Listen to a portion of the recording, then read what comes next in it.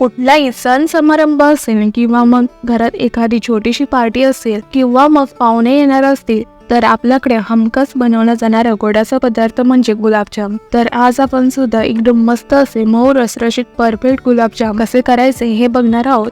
Premix पासून हे गुलाबजाम मी तुम्हाला बनवून दाखवणार आहे। तर पाकात न चिरता किंवा पाकात न विरघळता छान आतपर्यंत पाक मुरलेले मस्त असे मऊ रसरशीत गुलाबजाम कसे करायचे यासाठी भरपूर सारे टिप्स आणि ट्रिक्स तुम्हाला बघायला मिळणार आहे। तेव्हा व्हिडिओ शेवटपर्यंत नक्की बघा आणि आजचा व्हिडिओ तुम्हाला आवडला तर लाईक शेअर चॅनलला सबस्क्राईब सुद्धा नक्की करा। तर गुलाबजाम बनवण्यासाठी इथे मी इटमीचं प्रेमिक्स घेतलेलं आहे। 200 ग्रॅम हे प्रेमिक्स आहे। सोबतच पाकामध्ये घालण्यासाठी केसर बूस्टर पॅकेट इथे आहे। तुम्ही याऐवजी कुठल्याही ब्रँडचं प्रेमिक्स यूज करू शकता। आता बऱ्याच जणांना असं ग्रॅम वर कळत नाही म्हणून आपण कपने मेजरमेंट करूयात। तर हे झालं 1 कप आणि हे अर्धा कप, तर असं एकूण 1.5 कप प्रीमिक्स हे भरलेलं आहे। आता सुरुवातीला ह्यामधल्या गुठळ्या मोडून घ्यायच्या म्हणजे मग आपल्याला जास्त त्रास होत नाही हे पीठ भिजण्यासाठी। आता त्याच कपने इथे मी अर्धा कप दूध घेतलाय। तुम्ही हवं तर पाणी वापरू शकता। थोडं थोडं दूध घालून याला आपल्याला मिक्स करायचंय, कारण जे मेजरमेंट पॅकेटवर दिलेलं आहे तेच आपल्याला फॉलो करायचंय।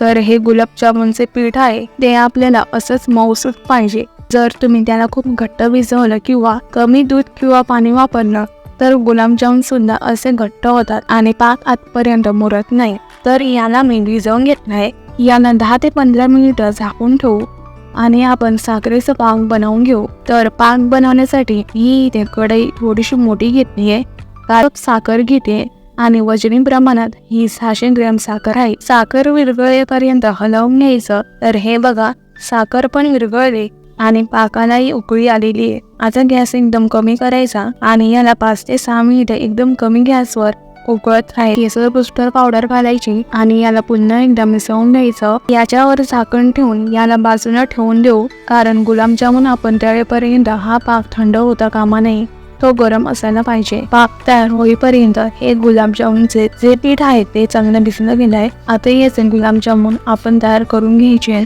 तर गुलाबजामुन वळत असताना जर यावर क्रॅक पडला तर गुलाबजामुन वळल्यानंतर थोडासा असा फुटतो, त्यामुळे याला चांगला गोल करून घ्यायचा। तर गुलाबजामुन वळत असताना आपल्याला एक पण क्रॅक नकोय, त्यासाठी मी इथे हाताला थोडंसं तेल लावून घेतलं होतं। जर यावर क्रॅक पडला तर गुलाबजामुन तळल्यानंतर थोडासा असा फुटतो, त्यामुळे याला चांगला गोल करून घ्यायचा आहे। तर याच पद्धतीने आपण सगळे गुलाबजामुन तयार करून घेऊ।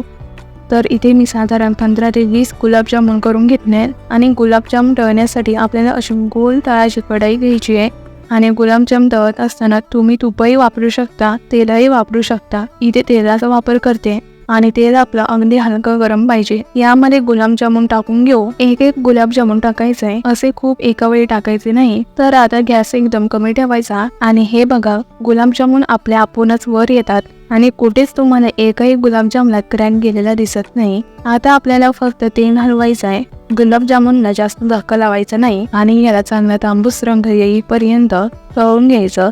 गॅस अजिबात आपल्याला मोठा करायचा नाही। तर साधारण 4 ते 5 मिनिटातच बघा गुलाबजामुन अगदी मंद आचेवर असे हलक्या तांबूस रंगावर तळून झाले।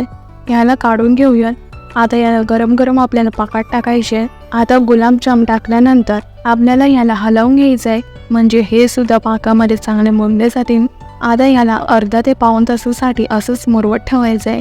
तर हे बघा आपले गुलाबजामुन तयार झालेले आहेत। तासभर हे पाकामध्ये छान मुरले गेलेले आहेत। तर इथे आपल्याला गुलाबजाम एकदम मऊ असे मऊ रसरशीत झालेले आहेत। तर एक गुलाबजाम मी तुम्हाला इथे कट करून दाखवते। तर बघा छान आतपर्यंत पाक मुरलेला आहे, एकदम सॉफ्ट झालाय। तुम्ही सगळ्या टिप्स फॉलो करून अशा पद्धतीचे इन्स्टंट गुलाबजाम नक्की ट्राय करून बघा आणि व्हिडिओ आवडला तर लाईक शेअर करा। तसेच जर तुम्ही आमच्या चॅनलवरती नवीन असाल तर आमच्या चॅनलला सबस्क्राईब करा आणि बाजूला बेल आयकॉनला प्रेस करा, जेणेकरून नवीन नवीन व्हिडिओचे नोटिफिकेशन तुम्हाला सगळ्यात आधी बघायला मिळते। चला तर मग व्हिडिओ अशाच एखाद्या नवीन रेसिपी सोबत